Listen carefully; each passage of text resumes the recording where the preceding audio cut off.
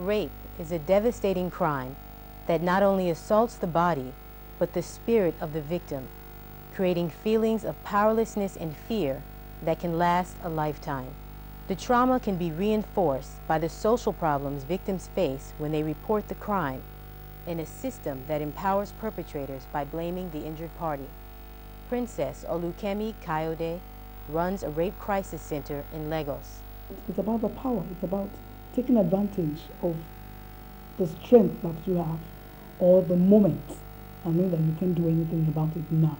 And they brag to your face, you cannot do anything about it. Although the law provides a life sentence to convicted rapists, Olukemi Kayode says the system is slow to prosecute offenders and most victims would rather move on with their lives to avoid reliving the trauma. Every time she talks about it or he talks about it, it's going through the rape or the sexual molestation all over. The way we respond to it impacts on healing or hope or hopelessness for the victims. There are usually no witnesses in rape cases, and forensic science, like DNA processing, is uncommon.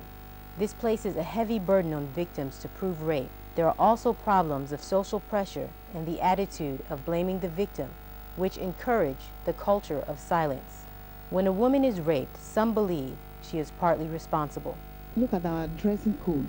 Dressing these days, women expose themselves. And when you expose your body, you're exposing yourself to rape. I don't see any reason, even if the woman dressed half naked, that does not give you the right to rape her. It's not so, that is wrong, it's a bad act. The new generation, no, anything that happens to a girl of 21, 22 that is being raped, man, I can't support that. Where did you go where he raped you? Where was the place he raped you? They say they come to the library and they come on skimpy clothes. We are all humans now, it's feelings. So I feel maybe it's not all their fault, but they have their own fault in it. If they can curb what they are doing, I think to stop and other things like that.